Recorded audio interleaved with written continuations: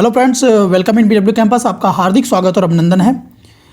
प्यारे बच्चों, यहाँ पर हम लेक्चर 3 की शुरुआत करने जा रहे हैं। चालकोलिथिक एज, ताम्र पाषाण काल। इससे पहले कि हमारे लेक्चर 1 लेक्चर 2 जिन्होंने नहीं देखे हैं, प्लेलिस्ट में जाकर इन सारे लेक्चर्स को देख लें।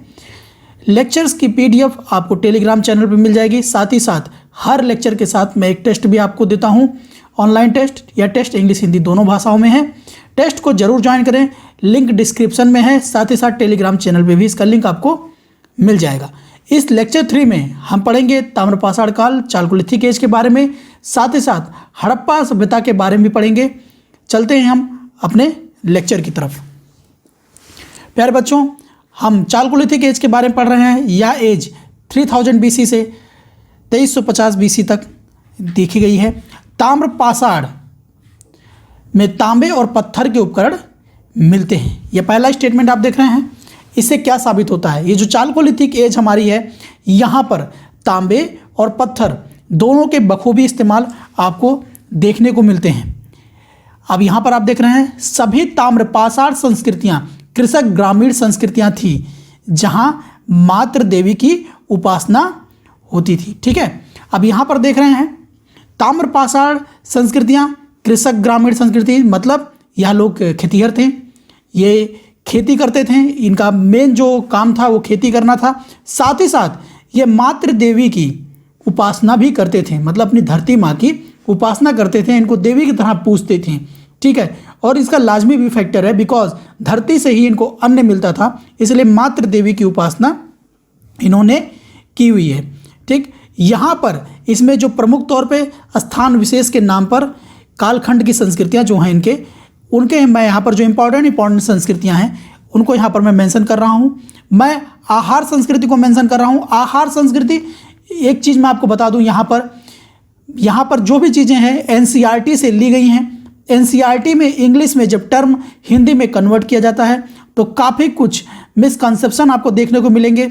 जैसे आहार, कहीं पर आप आहार भी देखेंगे हिंदी में लिखा हुआ, तो आप कंफ्यूज मत होइएगा, दोनों एक ही चीज़ें हैं। आपको यहाँ पर मालवा संस्कृति के बारे में भी मैं आपको बताऊंगा। साथ ही साथ जोरवे संस्कृति या हम बोले जोरवे संस्कृति, इसके बारे में भी आप देखने को मिलेगा। ठीक है, तो हम अपने लेक्चर को आगे कंटिन्यू करते हैं। यहाँ पर आप कुछ आर्कियोलॉजिकल सोर्स के थ्रू आप देख पा रहे हैं कि उत्खनन में हमें क्या मिला हुआ है। यहाँ पर ताम्रपाषाण काल के कुछ तांबे के औजार मिले हुए हैं। साथ ही साथ यहाँ पर आप देख सकते हैं एक तस्वीर कि जहाँ पर तांबे को प्रोसेस करते हुए दिखाया गया है, और ये कुछ कांसे की बनी चीज़ें। ठीक है प्यारे बच्चों, हम पढ़ते हैं आहार संस्कृति के बारे में। चालकोलिथिक कल्चर ऑफ आहार, या हम बोले आहार की ताम्र पाषाणिक संस्कृति। यहाँ पर सबसे पहला हमारा क्या पॉइंट है? प्रमुख स्थान। इसके प्रमुख स्थान कहाँ कहाँ हैं? आहार, बनास, गिलंद और बालाथल, ये इसके आहार संस्कृति के प्रमुख स्थान हैं। एग्जाम पॉइंट ऑफ व्यू से हमेशा याद रखें कि स्थान का बहुत ही ज़्यादा महत्व है। प्यारे बच्चों, ये डायरेक्ट आपसे कंटिन्यू क्वेश्चंस में मिल जाएगा। आप एंट्रेंस की प्रिपरेशन कर रहे हैं या आप प्रिपरेशन कर रहे हैं गवर्नमेंट एग्जाम्स की, आप किसी भी यूनिवर्सिटी के एंट्रेंस को देने वाले हैं, आप सेंट्रल हिंदू स्कूल का एग्जाम देने वाले हैं, आप यहाँ पर नीचे देखिए नंबर आपके चल रहा होगा 7080052012, और एक नंबर और है 8957044842। इस नंबर पे आप कॉल करके कोई भी इंक्वायरी BW कैंपस से ले सकते हैं, या लेक्चर के रिगार्डिंग अगर आपको कोई अपडेट देना है तो आप उसके रिगार्डिंग कर सकते हैं, या कमेंट सेक्शन में भी अपने विचार रख सकते हैं। ठीक है प्यारे बच्चों, यहाँ पर देखिए अगला पॉइंट, आहार को ताम्रवृत्ति कहा क्योंकि यहाँ बड़ी मात्रा में तांबा मिलता है। ताम्रवृत्ति क्यों कहा गया आहार संस्कृति को? बिकॉज यहाँ पर बड़ी मात्रा में तांबा मिलता है। ठीक है, ये भी आपके इंपॉर्टेंट क्वेश्चन में है। गिलंद में पके हुए ईंटों के साक्ष्य मिलते हैं, मतलब आहार संस्कृति का एक इम्पॉर्टेंट हिस्सा गिलंद है। यहाँ पर किस चीज़ के साक्ष्य मिले हुए हैं? यहाँ पर पके हुए ईंटों के साक्ष्य मिले हुए हैं। याद रखिए, इतिहास काल में अगर पके हुए ईंटों का कहीं साक्ष्य मिला ना, इसका मतलब है कि पक्का मकान बनाने की ये बहुत ही ज़्यादा निकट अपने आप को पहुँच गए थे। चलते हैं हम आगे। मालवा संस्कृति के बारे में देते हैं। Chalcolithic culture of Malwa, Malwa की ताम्र पाषाणिक संस्कृति। ठीक है प्यारे बच्चों, आप यहाँ पर देख पा रहे हैं, यहाँ पर बर्तन बनाते हुए, तो इस चीज़ से आप समझ सकते हैं कि मालवा संस्कृति में इसका कितना ज़्यादा महत्व है। हम पढ़ते हैं अपना पहला स्टेटमेंट। प्रमुख स्थान कायथा, एरड़, नवादी टोली। यहाँ पर आप देख रहे हैं मालवा संस्कृति के प्रमुख स्थान कौन से हैं? कायथा, एरड़ है एंड नवादी टोली है। इसको अभी से आप याद कर लें। नवादी टोली से अनाज के साक्ष्य मिले हैं। नवादी टोली से किसके साक्ष्य मिले हैं? अनाज के साक्ष्य मिले हैं। एंड आपके मालवा से क्या मिला है? मृदभांड, अपनी उत्कृष्टि के लिए जाना गया है। याद रखें, मालवा से क्या मिला है? मृदभांड, मतलब मिट्टी के बर्तनों का साक्ष्य जो मिला हुआ है, ये आपका मालवा से मिला हुआ है। ठीक है, मालवा संस्कृति में इसके बहुत ही अच्छे साक्ष्य मिले हैं। अब यहाँ पर एक चीज़ आप देखेंगे कि इन संस्कृतियों के बारे में केवल जो मैंने मेन पॉइंट नोट किए हैं, केवल इतनी ही चीज़ें नहीं हैं, बहुत सारी चीज़ें हैं, बट यहाँ पर आपके एग्ज़ाम पॉइंट ऑफ व्यू से जो बहुत ही इंपॉर्टेंट पॉइंट्स हैं, मैं उन्हीं को उठाता हूँ और आपके सामने डिलीवर करता हूँ। बिकॉज अगर यहाँ पर मैं एक एक संस्कृति को बहुत ही डीपली एनालिसिस के थ्रू आपको समझाने की पूरी कोशिश करूँगा, तो यह लेक्चर यूपीएससी के लेवल पे जाके सेट हो जाएगा। और यह आपके एंट्रेंस में जो मेरा कवर करने का एरिया है कि मैं चाहता हूँ कि 2 से 3 महीनों के अंदर आपका पूरा जीएस कवर हो जाए, तो ये ड्रीम कहीं ना कहीं हमारा पीछे हो सकता है। इसीलिए एंट्रेंस को ध्यान में रखते हुए एंड आपके वनडे एग्जाम्स को ध्यान में रखते हुए मैं उतनी ही चीज़ों को यहाँ पर कवर कर रहा हूँ। ठीक है, यहाँ पर हम आते हैं जोरवे संस्कृति को देखते हैं। जोरवे संस्कृति, जोरवे की ताम्र पाषाणिक संस्कृति के बारे में। तो यहाँ का प्रमुख स्थान क्या है? प्रमुख स्थान के तौर पे जोरवे है, नेवासा है, इमाम गांव है एंड दैमावाद है। ठीक है, दैमावाद भी यहाँ पर है, आप इसको देख पा रहे हैं। दैमावाद से क्या मिला हुआ हमें? गेंडा, हाथी, भैंस, रथ चलाते हुए मनुष्य की मूर्तियाँ मिली हैं। ये मूर्तियाँ क्या साक्ष्य देती हैं प्यारे बच्चों? आप भी समझ रहे हैं, अगर किसी ने अगर मूर्तियाँ बनाई है तो जाहिर सी बात है वो कुछ तो देख के बनाई होंगी। इसका मतलब क्या है कि गेंडे, हाथी, भैंस यहाँ पर रथ के रूप में इस्तेमाल किए गए हैं उस समय के जोरवे संस्कृति के समय के इंसानों के द्वारा। ठीक है, अब यहाँ पर हम देखते हैं जोरवे संस्कृति के स्थल। जोरवे की मुख्य विशेषता यह है कि यहाँ वयस्क व्यक्ति के मृत्यु के पश्चात पैर और निचला हिस्सा काटकर दफना दिया जाता था ताकि वह भूत ना बन सके। यह उनके अंधविश्वास को दर्शाता है।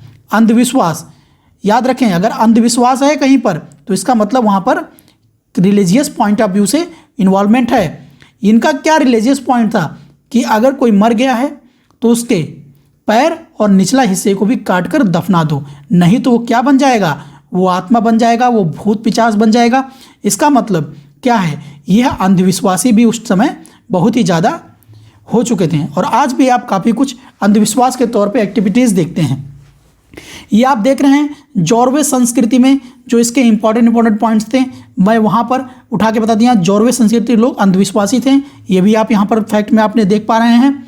यहाँ पर मनुष्य की जो यहाँ पर मूर्तियाँ मिली हुई हैं, भैंस, हाथी, गेंडे के रथ के साथ, इसके जो दैमापुर से इसके साक्ष्य मिले हुए हैं, ये भी आप याद रखेंगे। जोरवे संस्कृति के स्थल, जोरवे के मुख्य विशेषता यहाँ पर मैंने बता दी। ठीक है, अब यहाँ पर हम चलते हैं आगे की तरफ। आद्य ऐतिहासिक काल। आद्य ऐतिहासिक काल आपका कब से स्टार्ट होता है? 2350 बीसी से एंड 600 बीसी तक आपका आद्य ऐतिहासिक काल शुरू होता है। और वहीं पर हड़प्पा सभ्यता भी हमें आद्य ऐतिहासिक काल के अंतर्गत देखने को मिलती है। हड़प्पा सभ्यता 2350 बीसी से 1750 बीसी तक। प्यारे बच्चों, जब हड़प्पा सभ्यता के बारे में आपको बताऊंगा, काफ़ी कोई आप जान भी रहोगे हड़प्पा सभ्यता के बारे में, अपने स्कूल टाइम्स में आपने इसको पढ़ा भी होगा।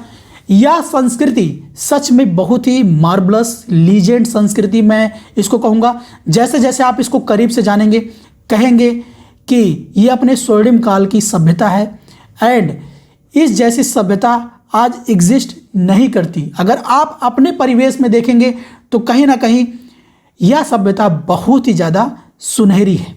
अब इसको चलते हैं हम आगे एक्सप्लेन करते हैं। जो ये हड़प्पा सभ्यता है, इस हड़प्पा सभ्यता को कांस्य युगीन सभ्यता भी कहा गया है। कांस्य युगीन सभ्यता क्यों कहा गया है? बिकॉज यहाँ पर कांसे का आप भरपूर प्रयोग पाएंगे। मतलब कांसा इनका की पॉइंट था। औजार बनाना हुआ या फिर आपको बर्तन बनाने हुए, बहुत से मेनी मोर स्टफ्स ये कांसे से बनाने लगे होंगे। तो कांसे का मैसिव लेवल पे प्रयोग किया गया, इसीलिए इसको क्या कहा गया? कांस्य युगीन सभ्यता भी कहा गया। आपके एग्जाम में सीधे से क्वेश्चन पूछा जा सकता है, कांस्य युगीन सभ्यता किस सभ्यता को कहा गया? 4 सभ्यता आपकी ऑप्शन में आ जाएगी, मगर जो सही मारना है हड़प्पा सभ्यता को आपको टिक मार देना है। अब हम आते हैं अगले पॉइंट पे। नगरीकृत सभ्यता जल निकास प्रणाली एवं जल संरक्षण पद्धति मौजूद थी। एंड यहाँ पर सबसे बढ़िया चीज़, मतलब जो हमारा जल है, जल कितना इंपॉर्टेंट है जीवन के लिए, आज आप देख भी रहे होंगे। जल को बहुत ही अच्छे तरीके से ये प्रोसेस करते थे, इसका संरक्षण बढ़िया से करते थे। इस सभ्यता में जल का बहुत ही ज़्यादा महत्व था, इसकी निकास प्रणाली भी इनकी बहुत ही ज़्यादा बखूबी थी। हड़प्पा सभ्यता में सर्वाधिक प्रयुक्त धातु अगर कोई थी तो कौन सी धातु थी? कांस्य थी। ये भी आपके डायरेक्ट क्वेश्चन में आ सकता है कि धातु का सबसे ज़्यादा प्रयोग आपको किस सभ्यता के अंतर्गत देखने को मिला है? तो वहाँ पर क्या? हड़प्पा सभ्यता ही टिक करना है। ठीक है, चलते हैं हम आगे। नगर विभाजन। अब हम देखेंगे हड़प्पा सभ्यता। याद रखिए, अगर सभ्यता का नाम आया है तो कहीं ना कहीं बहुत ही सिविलाइज तरीके से ये लोग रहे होंगे, बहुत ही अच्छे तरीके से इनका कल्चर रहा होगा। आज भी अपने आप कल्चर को देख रहे हैं। अमीर गरीब आपको दिखते हैं तो आप कैसे डिसाइड कर पाते हो ये अमीर हैं गरीब हैं?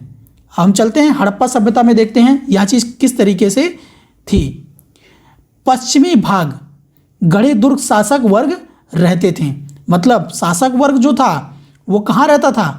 हड़प्पा सभ्यता के पश्चिमी भाग में रहता था। एंड शासक वर्ग के इर्द गिर्द क्या बनी थी? सुरक्षा दीवार बनी थी। मतलब भैया इनका जो भी महल था वो सुरक्षा के घेरे में था। मतलब ये अपने जो शासक वर्ग था ये बहुत ही ज़्यादा सुरक्षित रहा होगा उस टाइम भी। एंड पूर्वी भाग में निचला शहर कामगार वर्ग रहता था। इसका मतलब क्या है कि जो कामगार वर्ग था वो निचले शहर में रहता था। मगर इस सभ्यता के बारे में एक दिलचस्प मैं थिंक आपको एक बता देता हूँ। जैसे आज के समय में क्या है, आप अमीर और गरीब को पहचानना बड़ा आसान है, बट उसमें भी बहुत सारी हमारी डिफाइन आप कर देंगे।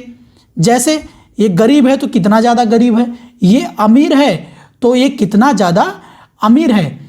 आप इस चीज़ को आज के समय में बता सकते हैं। कैसे? आप घर देखते हैं उसका सारी चीज़ें, बट यहाँ पर इनकी इतनी मार्बलस थी व्यवस्था कि जो अमीरों के घर थे वो सबके घर एक जैसे होते थे। कैसे? एक जैसे शेप के होते थे, एक जैसे साइज़ के होते थे। आप घर देख के नहीं बता सकते भैया ये बहुत ज़्यादा अमीर है। मतलब अमीर के सोसाइटी में ये इंटर कर गया तो भाई ये अमीर है, ठीक है। ज़्यादा गरीब, और फिर गरीब की बात की जाए तो गरीब के सोसाइटी के जितने भी घर थे वो पूरे भी एक जैसे दिखते थे। ऐसा नहीं कि किसी के पास झोपड़ी है, किसी के पास ईंटे का मकान, ऊपर छप्पर डाल दिया, ऐसा कुछ नहीं था, ठीक है। सबके मकान एक जैसे थे, गरीबों के एक जैसे थे, अमीरों के एक जैसे थे, ठीक है। हम चलते हैं आगे। अब यहाँ पर हम देखते हैं कुछ इम्पॉर्टेंट थिंग्स को। जो धोलावीरा है, नगरों का त्रिस्तरीय विभाजन मिलता है। धोलावीरा में हमें क्या मिलता है? त्रिस्तरीय विभाजन देखने को मिला हुआ है। वहीं पर हड़प्पा में द्विस्तरीय विभाजन हम देखे हैं।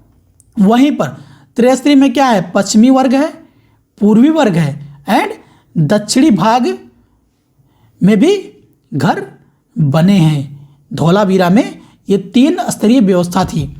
इसके बाद हम क्या पाते हैं? सड़कें प्रायः कच्ची बनाई जाती हैं, किंतु पक्की सड़क के साक्ष्य कहाँ से मिले हैं? पक्की सड़क के साक्ष्य हमें मोहनजोदड़ो से मिले हुए हैं।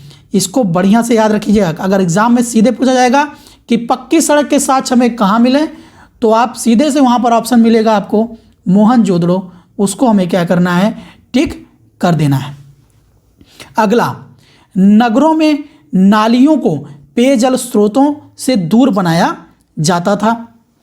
इसका मतलब क्या भैया, ये लोग इतने ज़्यादा सिविलाइज्ड हो चुके थे कि इनको पता था पीने वाला जल और जो ये निकासी वाला जल है ये दूर हो, बिकॉज ये निकासी वाला जल भी भूमिगत होगा, ये नीचे जाएगा और ये पेयजल से मिल जाएगा।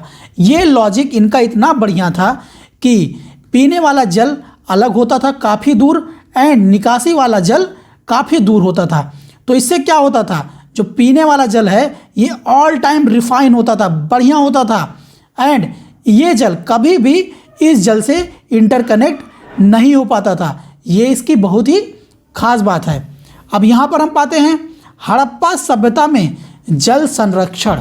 ठीक है, आप इस चीज़ से ही समझ सकते हैं, अगर इनकी थिंकिंग ये थी कि हम अपने पेयजल को बहुत ही अच्छे तरीके से दूर रखेंगे, निकासी वाले जल को हम दूर स्टोर करेंगे, तो वहीं पर हम इस चीज़ को पाते हैं कि जल संरक्षण करने का इनका तरीका भी किस तरीके से रहा होगा, बहुत ही बढ़िया।